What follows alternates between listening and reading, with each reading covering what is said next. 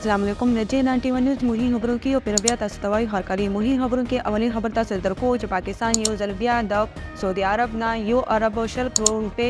د قرض اخیستو درخواست ورکړی دی او د دې نه علاوه د دې مقصد دا دی چې 2 ارب ډالر چې د فاینانسینګ گیپ کې به ورکړي شي. د دې نه علاوه پاکستان د چین نه 4 ارب ډالرز او د عرب امارات نه 3 ارب ډالرز د ډالرز کیس ډیپازټ ورکړی دی. اوس تاسو درکو بل خبرو په لاهور کې مقامی عدالت کې د برطانیې و هنګامي صورتحال په وجه چې کوم یو فیک نیوز اپلوډ شوی یعنی شیر شوی د هغه منظم یعنی فرحان آصف چې نه هغه بری شو او د دې غټه وجه صرف دا راوځي دا کیږي چې په برطانیې کې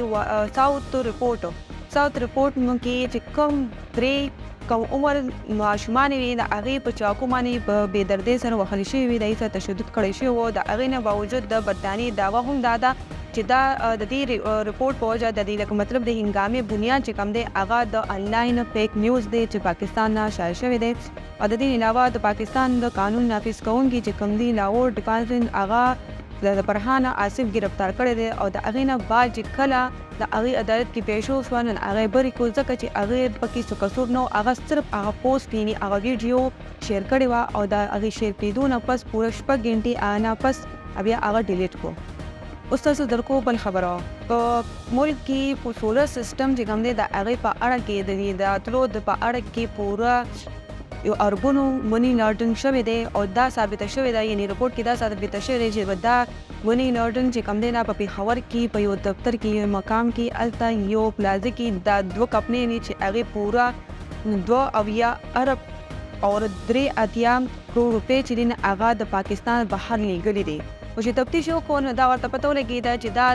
د چې کوم دا سولر پینل چې دي نه د چاینا نه راغواړي د هغې نه بعد د دې دا پیسې چې سنګاپور ته او د یو ای ته منتقل کېږي او چې دې کله چاپه وواله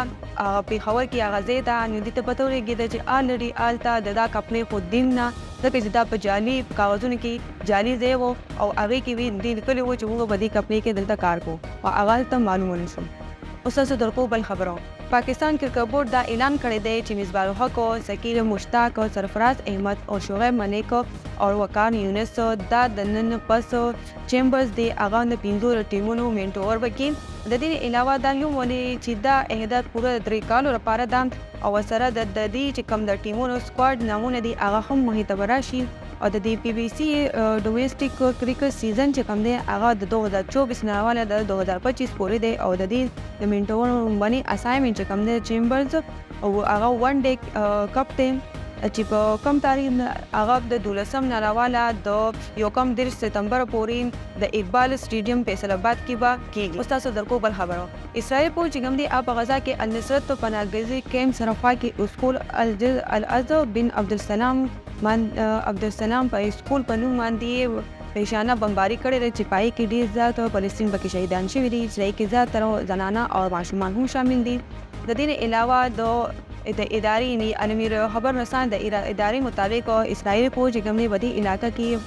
کوم چې فلسطینو یا فلسطین کوم کسانو پناه اغستې وه د هغې دیوي چې د دې ځای نرشي هغې چې هلته نړلو نو د شپې د نیمه شپې بلکې پوره شپې پورې هغې باندې بمباري کړې ده چې هغې کې زیاتره فلسطین شهیدان شوي دي. د دې علاوه یو دردناک خبر پکې دا هم دی چې یو مور او یو پلار میډیا ته دا هم ووایي چې موږ خپل ماشوم د لټولو لپاره بهر ووتو چې څنګه راته پته ولګېده د هغه د خپل ماشوم کوم لاش دی هغه هم په 2 ټوکرو کې وموندو هغه ځکه چې د اسرائیل د بمبارۍ په وجه هغه دومره ټوټې شوی و چې موږ په خپل لاسونو کې روچت کوو نو زموږ د ماشوم چې و 2-3 ټوکرې وي او د دې په وجه د روسه پورې د هلته شهیدانو پوره تعداد چې هغه 50 ته هم رسېدلی دی. اوس تاسو درکو د ټولو اخري خبرو په بنګلادیش کې 11 اضلاع کې د سیلابي ریلي په وجه په لاره کې چې کم یو څیز راتون هغې ځان سره وړی دی. د آیین علاوه په بنګلادیش کې سیلاب په وجه 200 نه زیات کورونه یا کلي چې دي هغه هم تباه شوي دي چې په هغې کې پوره 50 نه زیات هم کسان پکې ډوب شوي دي او دا سیلابي ریلې چې کوم ده یا سیلاب د اوبو چې دا مخکې هم روانې دي. د دې علاوه 50 نه 1500 نه زیات تالابونه او 15 ایکړ باندې موجود د میانو فارم چې دی هغه پکې ډوب شوی دی او زیاتره هغه ځای کوم اوسېدونکي خلک دي هغوی زموږ د کماو کومه ذریعه وه هغه هم خرابه شوې ده ډوبه شوې ده. د جې 91 نیوز نه مهمې خبرونو کې زه ستاسو نه غواړم اجازه د لوی الله پامان.